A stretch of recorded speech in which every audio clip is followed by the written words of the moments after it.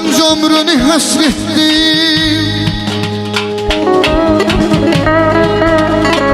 gənc ömrünü həsretdi bütün sənətə ay gün. Çatdırdı bu sənətdə səni şöhrətə ay gün.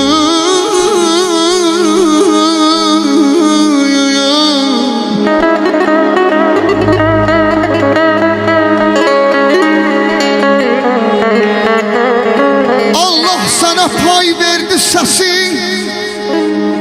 xəlqinə böldü ya.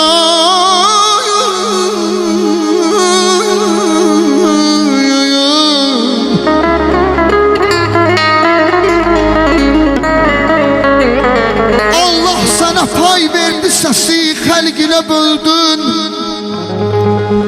Çox zövq-ü səfaya bəxş elədin millətə ay gün. Bazen danışıyım,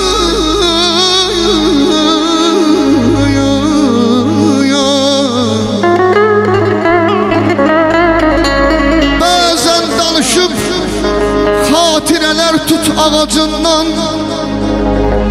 Saldın bizi de keçmiş üçün həsrətə ay gün.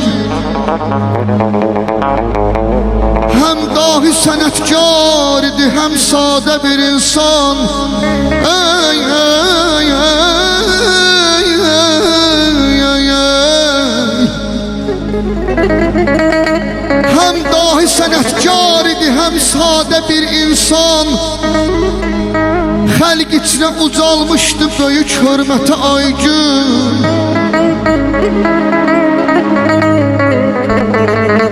Canan balanın bəxtini Allah gözən etsin. Canan balanın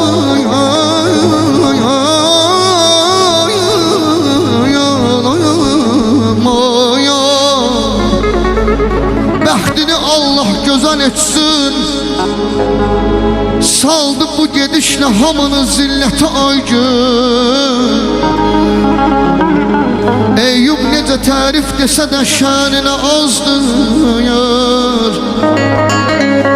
Yetməz 30 illik bu böyük zəhmətə ay gün.